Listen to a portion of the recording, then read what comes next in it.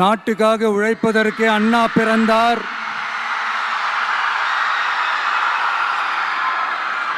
பொது நலத்தில் தானே நாள் முழுக்க கண்ணா இருந்தார் அப்படின்ட்டு எம்ஜிஆர் அவர்கள் ஒரு பாட்டு ஒன்று பாடியிருக்கிறாங்க, கேட்டிருப்பீங்க. அப்படிப்பட்ட நம்ம காஞ்சி தலைவர் அறிஞர் அண்ணா அவர்கள் பிறந்த மாவட்டம் தான் இந்த காஞ்சிபுரம் மாவட்டம்.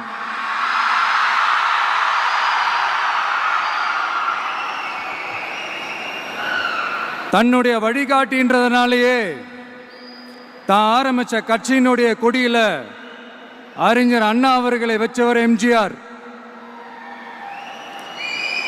ஆனா அறிஞர் அண்ணா அவர்கள் ஆரம்பிச்ச அந்த கட்சியை அதுக்கப்புறம் கைப்பற்றினவங்க என்னெல்லாம் பண்றாங்கன்னு நான் சொல்லிதான் உங்களுக்கு தெரியணுமா என்ன? மக்களே, உங்களுக்கு தான் அது நல்லா தெரியுமே.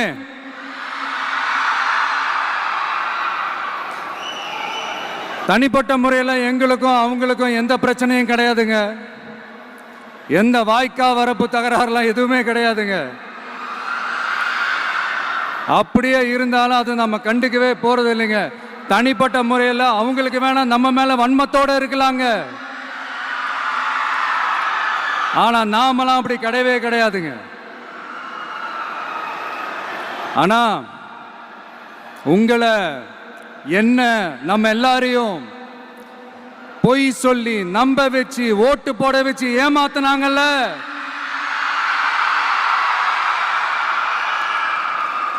அப்படி ஏமாத்தி ஆட்சிக்கு வந்து நல்லது செய்யற மாதிரி நடிக்கிறாங்கல்ல, நாடகம் ஆடுறாங்கல்ல,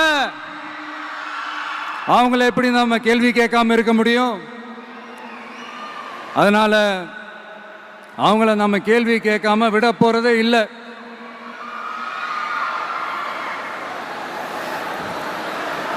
இதையே நான் காஞ்சிபுரம் மாவட்டத்தில் இருந்து நான் சொல்றேன்னா, தெரிஞ்சோ தெரியாமலோ இந்த மாவட்டத்துக்கும் நமக்கும் ஆட்டோமேட்டிக்காவே ஒரு கனெக்ஷன் ஒன்று ஏற்படுதுங்க.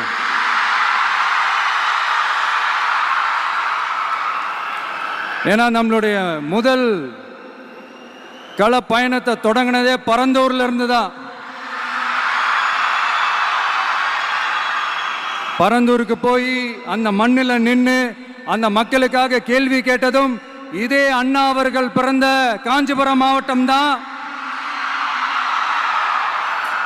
இன்னைக்கு ஒரு பெரிய மனவேதனைக்கு அப்புறம் இந்த மக்கள் சந்திப்பு நிகழ்ச்சிக்கு வந்திருக்கிறதும் அதே அண்ணா அவர்கள் பிறந்த காஞ்சிபுரம் மாவட்டம் தான்.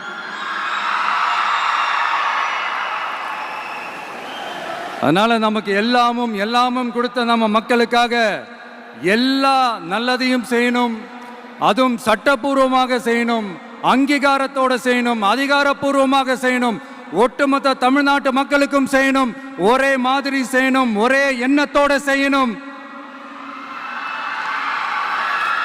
அந்த ஒரே லட்சியத்தோட தான் நாம் அரசியலுக்கே வந்திருக்கிறோம். அதனாலதான் மக்களிடம் செல் அப்படின்னு சொன்ன அண்ணாவை கையில் எடுத்தோம். அவங்க சொன்ன மாதிரி மக்களை நோக்கி போறோம். ஆனா மக்களிடம் செல்னு சொன்ன அண்ணாவை மறந்தது யாரு?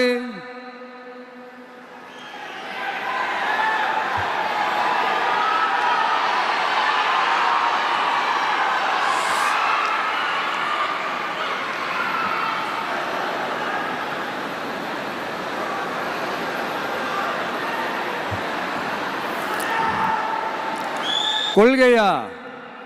அதனப்பா கிலோ என்ன விலை என்னன்னு கேட்கிற அளவுக்கு அப்படி ஒரு கட்சியை ஒன்று நடத்திக்கிட்டு அந்த கட்சியினுடைய தலைவர் தமிழ்நாட்டு முதல்வர் சொல்றாரு, நமக்கு கொள்கை இல்லையா? எப்படி நமக்கு கொள்கை இல்லையா? பிறப்புக்கும் எல்லா உயிருக்கும்னு ஒரு அடிப்படை கோட்பாட்டை நம்ம கட்சியினுடைய ஒரு முக்கிய கோட்பாட்டை அறிவிச்ச நமக்கு கொள்கை இல்லையா? எல்லாருக்கும் எல்லாமும் கிடைக்கணும், சமூக நீதி கிடைக்கணும். அந்த சமூக நீதி உண்மையான சமூக நீதியா இருக்கணும். சாதி வாரி கணக்கெடுப்பு நடத்தணும்னு ரொம்ப ஸ்ட்ராங்கா சொன்ன நமக்கு கொள்கை இல்லையா? CAA அறிவிச்சதுக்கு அப்புறம் அப்ப நம்ம கட்சி ஆரம்பிக்கிறதுக்கு முன்னாடியே எதிர்த்த நமக்கு கொள்கை இல்லையா?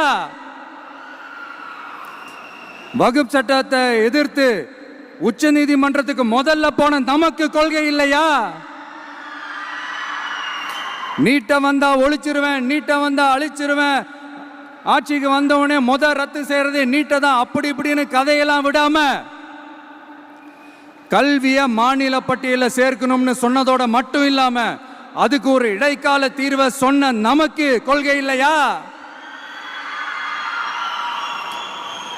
சமத்துவம் சம வாய்ப்புன்னு ரொம்ப ஸ்ட்ராங்கா சொன்ன நமக்கு கொள்கை இல்லையா?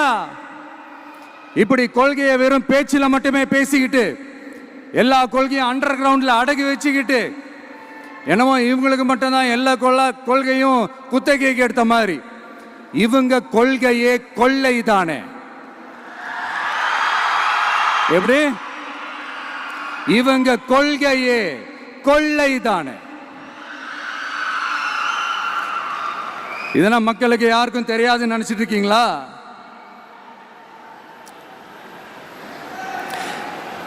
எங்க கட்சி ஒன்றும் சங்கரமணம் இல்லைன்னு சொன்னது யாரு? யார் சொன்னாங்க? ஏன் சொன்னாங்க? எதுக்கு சொன்னாங்க? இப்போ உங்க கட்சியில என்ன நடந்துகிட்டு இருக்குது அதையும் கொஞ்சம் யோசிச்சு பாருங்க, இதையும் கொஞ்சம் யோசிச்சு பாருங்க. அதனால பாப்பா, பவள விழா பாப்பா, நீ பாசாங்கு காட்டாத பாப்பா. நீ நல்லவர்கள் போல் நடிப்பதை பார்த்து நாடே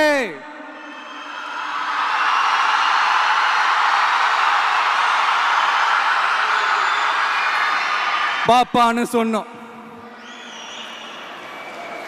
அப்ப கூட பாத்தீங்கன்னா பாப்பான்றது ரொம்ப ஆசையா பாசமா சாஃப்டா தான் சொன்னோம். அதையே நீங்க அதிர்ச்சியா எடுத்துக்கிட்டீங்கன்னா அதுக்கு நாங்க என்ன பண்றது? அதே நீங்க விமர்சனம்னு சொன்னீங்கன்னா நாங்க என்ன பண்றது? இன்னும் நாங்க விமர்சனம் செய்ய ஸ்டார்ட் பண்ணவே இல்லையே, இன்னும் நாங்க அடிக்க ஸ்டார்ட் பண்ணவே இல்லையே, அதுக்குள்ள அலர்னா எப்படி?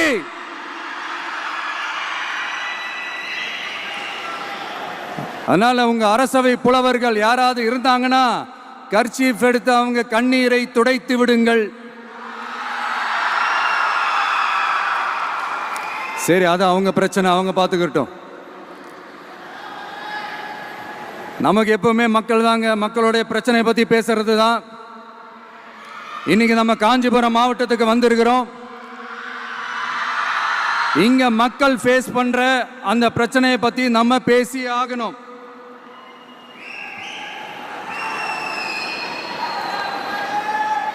இந்த காஞ்சி மண்ணை வாழ வைக்கிற ஜீவ நதி பாலாறு,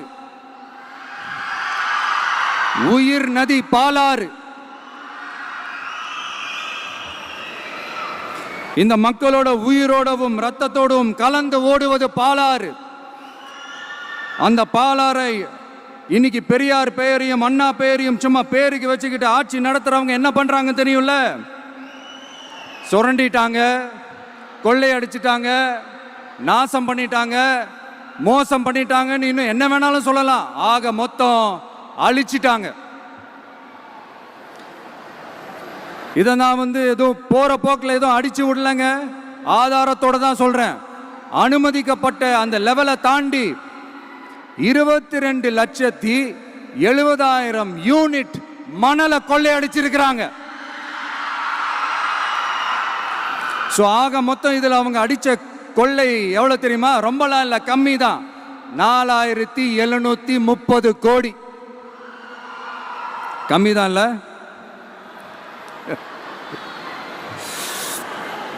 இதுக்கெல்லாம் அவங்க ஆதாரம்லாம் கேட்க முடியாது. ஏன்னா இந்த ஆதாரம்லாம் ஆல்ரெடி கோர்ட்ல இருக்குது, அமலாக்கத்துறை டிபார்ட்மெண்ட்ல இருக்குது.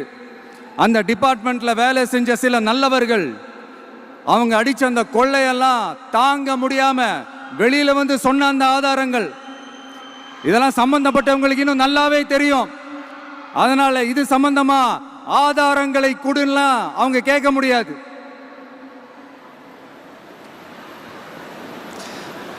மணலை கொள்ளையடிச்சா நீர்நிலைகள் அழியும், ஏரி குளம் கண்மாய் எல்லாம் அழியும். இதெல்லாம் அழிஞ்சா விவசாயம் அழியும். விவசாயம் அழிஞ்சு போனா விவசாயிகள் அழிஞ்சிருவாங்க.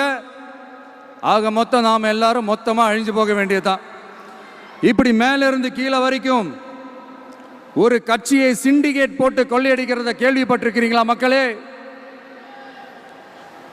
இதே காஞ்சிபுரத்தோட உலக பெருமை நம்ம பட்டும் கைத்தறி துணியும் அதை தயாரிச்சு கொடுக்கிற கைத்தறி நெசவாளர்களும் தான்.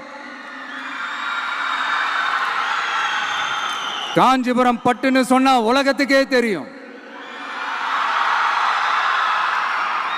ஆனா அதை தயாரிச்சு கொடுக்கிற நெசவாளர்கள் நிலை என்ன தெரியுமா?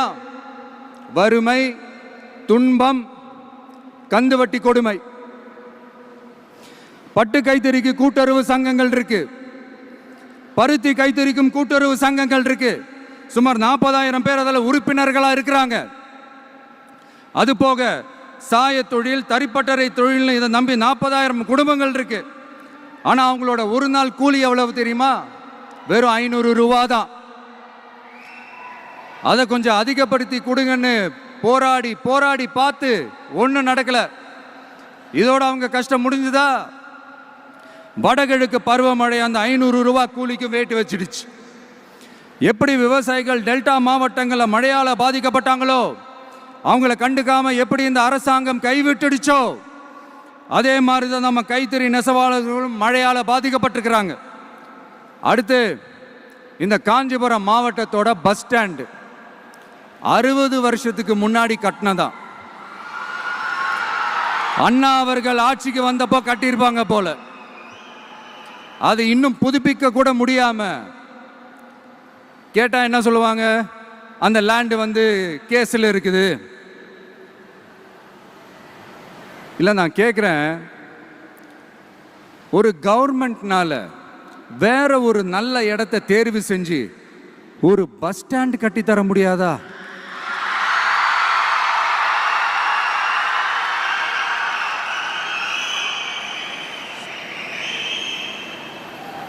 பிரச்சனை என்ன தெரியுமாங்க? அவங்களுக்கு மக்களை பத்தி யோசிக்கிறதுக்கே நேரம் இல்லை. அதுதான் பிரச்சனை. அடுத்து வாலாஜாபாத் பக்கத்துல அவலூர் ஏரி இருக்கு. அது பாலாற்றை விட உயரமா இருக்கு. அதனால என்ன ஆகுதுன்னா, ஆத்து தண்ணி ஏரிக்கு போக முடியாம போயிடுது. அதை சரி பண்ணி அந்த இடத்துல ஒரு தடுப்பணையை கட்டினா ஏரி நிறைய தண்ணி நிற்கும். அப்படி நின்னா அவலூர் மட்டும் இல்ல, ஆசூர் உட்பட இன்னும் எத்தனை கிராமங்கள், எத்தனை ஆயிரம் ஏக்கர் விவசாயம் நல்லா நடக்கும். இதுக்கு இன்னும் எத்தனை வருஷம் மக்கள் கோரிக்கை கொடுக்கணும், மக்கள் போராடணும். இந்த பிரச்சனையெல்லாம் இருக்கிற அதே காஞ்சிபுரம் மாவட்டத்தில் தான் பரந்தூர் ஏர்போர்ட் கட்டுற பிரச்சனையும் இருக்குது. அந்த பிரச்சனையில கண்டிப்பா நாங்க விவசாயிகள் பக்கம் தான் நிற்போம். அதுல எந்த மாற்று கருத்துமே கிடையாது. இந்த கவர்மெண்ட் பரந்தூர் விவகாரத்தில் எங்களுக்கோ இல்லை விவசாயிகளுக்கோ எந்த விதமான காரணங்கள் சொல்லி எஸ்கேப் ஆகவே முடியாது. இப்படி மக்களுக்காக மக்களோட பிரச்சனைகளை எடுத்து பேசுறதுனால இப்போ ஆட்சியில் இருக்கிறவங்களுக்கு நம்ம மேலே ஒரு ஆத்திரம் வரத்தானே செய்யும். அதனால தான் நீங்கள் பார்த்தீங்கன்னா சட்டசபையில் ஆரம்பித்து ஒரு சாதாரண நிகழ்ச்சி வரைக்கும் எல்லா மேடையிலையும் மேடைக்கு மேடை டிவிக்கே தான். டிவிக்கே அவதூறு, அவதூறு டிவிக்கே, டிவிக்கே அவதூறு, அவதூறு டிவிக்கே. இதுக்கெல்லாம் கண்டிப்பாக நாங்கள் பதில் சொல்லுவோம், சொல்லாமலாம் இருக்க மாட்டோம். இப்போ கூட கரூரை பற்றி பேசுவேன்னு எதிர்பார்த்துருப்பாங்க. அதை நான் கொஞ்சம் அப்புறமா பேசுகிறேன். பட் இப்போ நம்மளுடைய விஷன் என்னன்னு சொல்லணும்னு நான் கொஞ்சம் ஆசைப்படுறேன். நம்ம ஆட்சிக்கு வந்தா அது என்ன வந்தா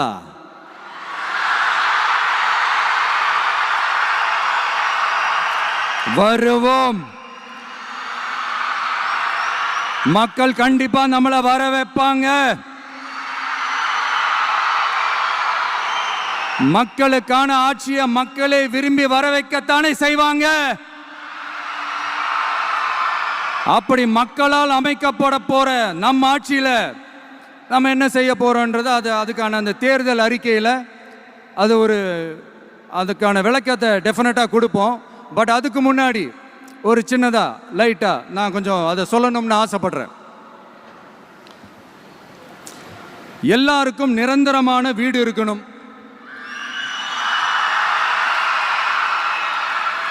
ஒவ்வொரு வீட்டுக்கும் ஒரு மோட்டார் சைக்கிள் வாகனம் உறுதியா இருக்கணும். காரும் தான் லட்சியம். அதுக்கான வசதி வாய்ப்பை உருவாக்குற அளவுக்கு பொருளாதார வளர்ச்சிக்கு வழியை உண்டாக்கணும். ஒவ்வொரு வீட்டில் இருக்கிற ஒவ்வொருத்தரும் மினிமம் டிகிரி படிச்சிருக்கணும்.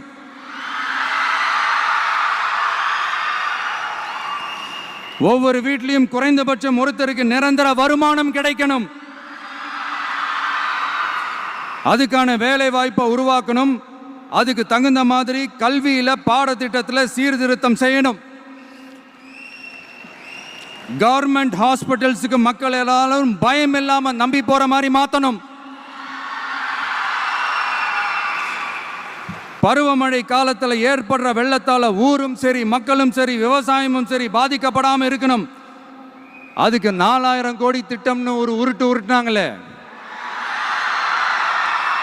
அந்த மாதிரிலாம் எதுவும் இல்லாம உண்மையான ஒரு பாதுகாப்பு திட்டத்தை உருவாக்கணும்.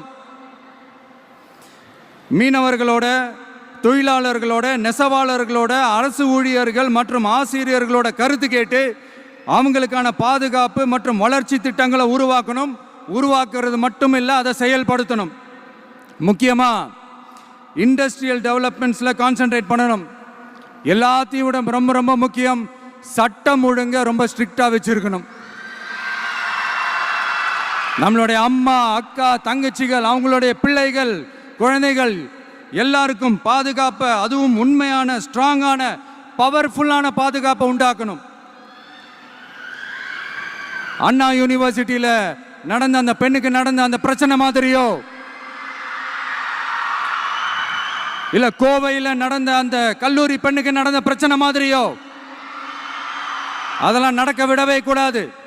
நம்ம வீட்டு பெண்கள் ஸ்ட்ராங்கா, பயமே இல்லாம தைரியமா இருக்கணும்.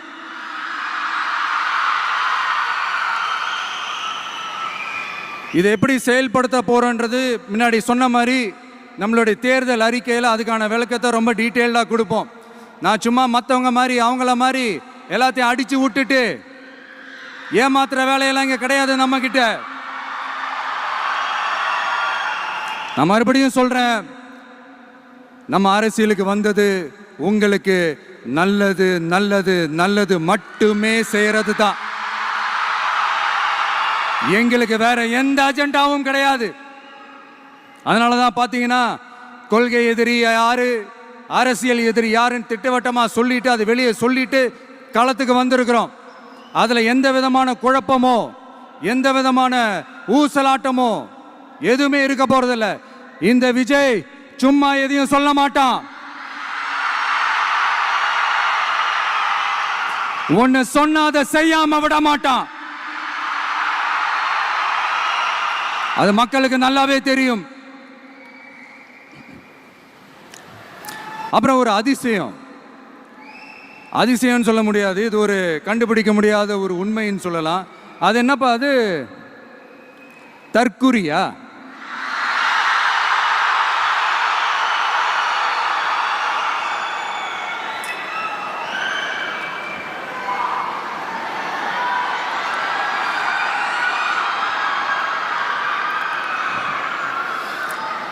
நம்ம டிவிகேக்கு சப்போர்ட் பண்ற கோடிக்கணக்கான லட்சக்கணக்கான மக்கள், நம்மளுடைய நண்பிகள், நம்மளுடைய ஜென்சி கிட்ஸ் எல்லாரையும் தற்குறிகள்னு சொல்லி வாங்கி கட்டிக்கிட்டு இப்போ அவங்களாம் தற்குறியெல்லாம் கிடையாது, அப்படிலாம் அவங்கள கூப்பிடாதீங்க, அவங்க சங்கிகள்லாம் கிடையாது, அப்படிலாம் அவங்கள கூப்பிடாதீங்கன்னு சொல்லி ஒரு குரல். யாருடா அந்த குரல் அப்படின்னு பார்த்தா, இப்போ ரீசண்டா அறிவு திருவிழான்னு ஒன்று நடத்தினாங்கல்ல, சாரி அவதூறு திருவிழா. அதுல அவங்க தலைமையே குழப்புற மாதிரி, அறிவு கண்ணை திறந்து வைக்கிற மாதிரி ஒருத்தர் பேசியிருக்கிறார். அவர் யாருன்னா அது அவங்களோட எம்எல்ஏவே. அந்த எம்எல்ஏ யாருன்னா நம்மளுடைய கொள்கை தலைவர்களில் ஒருத்தரான மக்கள் சேவகர் அஞ்சலை அம்மாளோட சொந்தக்காரர். என்னடா இது இப்படி ஆகி போச்சு, டிவிகேக்கு சப்போர்ட் பண்ற மாதிரி நம்ம கட்சியிலேருந்தே ஒரு குரல் வருதுன்னு சொல்லி தலைமையில் ஃபுல்லாக கன்ஃபியூஷன். அந்த கன்ஃபியூஷன் இதோட நிற்காது. அந்த ஆதரவு குரல் ஒரு வீடு விடாம, ஒரு இடம் விடாம, எல்லா இடத்துலையும் எல்லா வீட்லையும் இன்னும் பலமா எதிரொலிக்கு தான் இல்லையான்னு பாருங்க. சும்மா பிளாஸ்ட் தான்.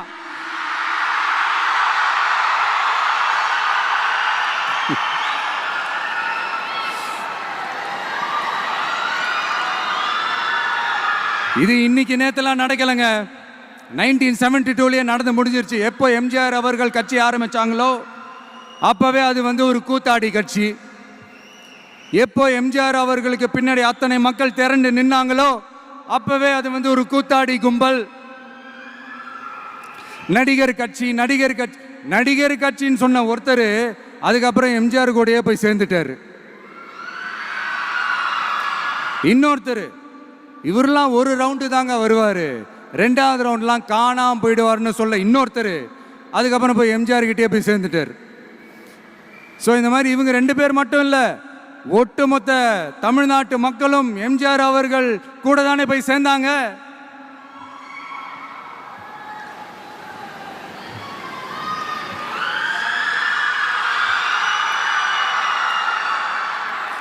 அதனால இது வரலாறு. இந்த வரலாறு நம்மளை விட அவங்களுக்கு இன்னும் நல்லாவே தெரியும். அதனால தான் பார்த்தீங்கன்னா 53 வருஷமா அதே கதறல்கள். கூத்தாடி கூட்டம், நடிகர் கட்சி, நடிகர் கூட்டம், இப்படி. மர்மயோகின்ற ஒரு படத்தில் அவருடைய கேரக்டர் பேர் கரிகாலன். அதில் ஒரு சூப்பர் டயலாக் ஒன்று சொல்லியிருப்பார். குறி வைத்தால் தவற மாட்டேன், தவறுமானால் குறியே வைக்க மாட்டேன்.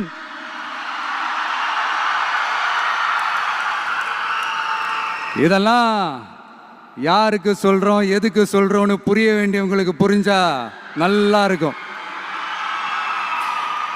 ஏண்டா இந்த விஜய தொட்டோம்,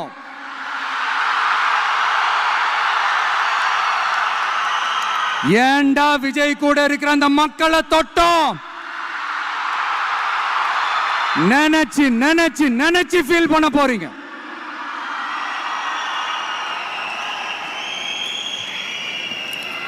அப்புறம் நமக்கு இந்த அரசியல் புரிதல்லாம் இல்லை, அது இல்லை, இது இல்லை. அப்புறம் நான் கேட்குறேன், மக்கள் எல்லாரும் உங்களுக்கு தற்குறிகளா?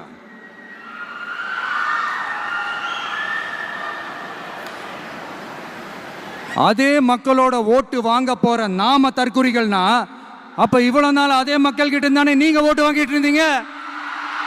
அப்ப நீங்க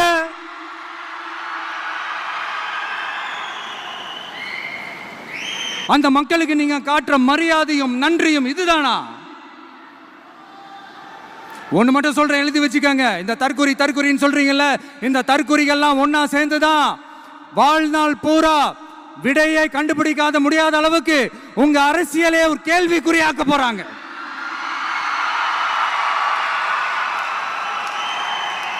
இவங்கெல்லாம் யாரும் இங்க தற்குறிகள்லாம் கிடையாது. இவங்க எல்லாரும் தமிழ்நாட்டு அரசியலோட ஆச்சரியக்குறி. இவங்க எல்லாரும் தமிழ்நாட்டு அரசியலோட அந்த மாற்றத்திற்கான அறிகுறி. சும்மா லாஜிக்கே இல்லாம தற்குறி.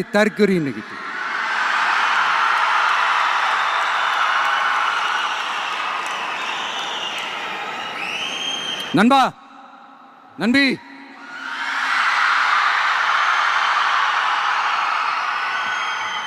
எல்லா மேடையிலும் ரிப்பீட்டடா ஒரு விஷயம் நான் சொல்லுவேன்ல, இப்ப நீங்க சொல்லுங்க.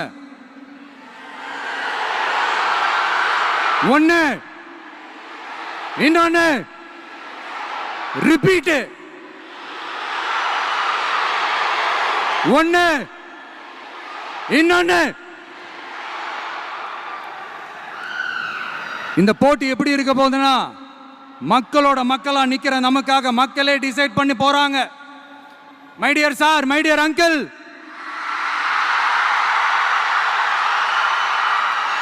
ஆல்ரெடி டிசைட் பண்ணியாச்சு. கான்பிடென்டா இருக்க மக்களே, நல்லதே நடக்கும், வெற்றி நிச்சயம். மீண்டும் சந்திக்கும் வரை நன்றி, வணக்கம்.